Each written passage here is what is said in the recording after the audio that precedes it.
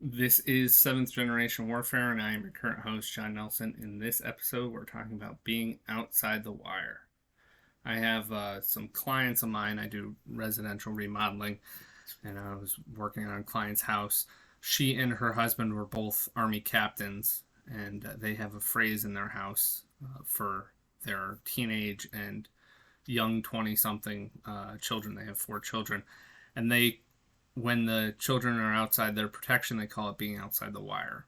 And for those who don't know or have any kind of military experience, being outside the wire is a phrase used for being outside the protection of a military base, particularly when deployed overseas in a hostile environment. So this family has adopted that to their parenting, and I just absolutely loved it when I heard it, and that's why I'm sharing it with you.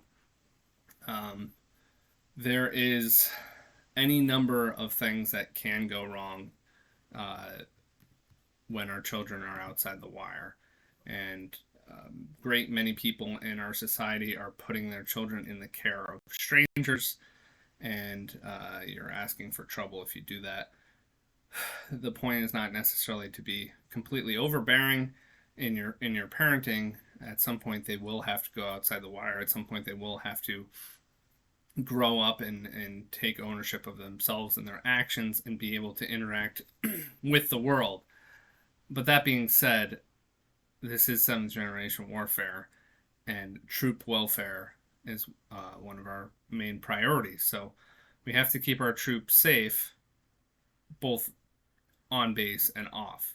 So be mindful of when and where and for what purposes, what missions you're sending your kids on when you send them outside the wire. That could be anything from a childhood sleepover party to somebody else's house outside your custody. Could be sending them to schooling. It could be when they get their license and they have all that freedom that comes along with having an automobile and being free.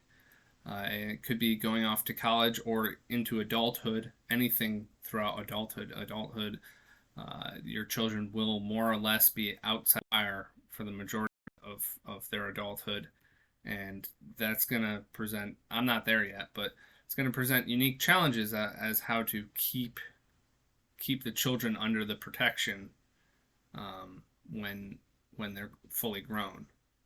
We'll have to expand our perimeter. Our defenses will be weaker because they'll be more expanded, but nonetheless, when your kids are grown and adults of themselves and hopefully fighting a seventh generation warfare of their own, you should still have some sort of protective perimeter that encompasses them.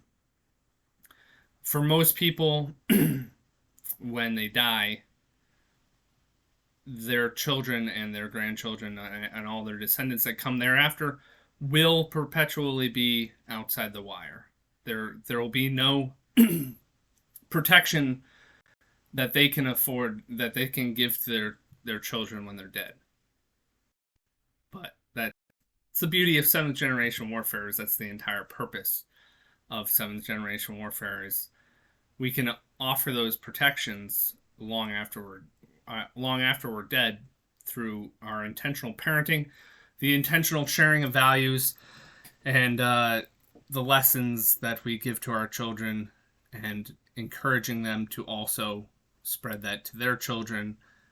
It can be a defensive perimeter that lasts indefinitely, like those, like a castle, not like a concertina wire, not like a minefield which eventually blows up, but like a castle that stands the test of time.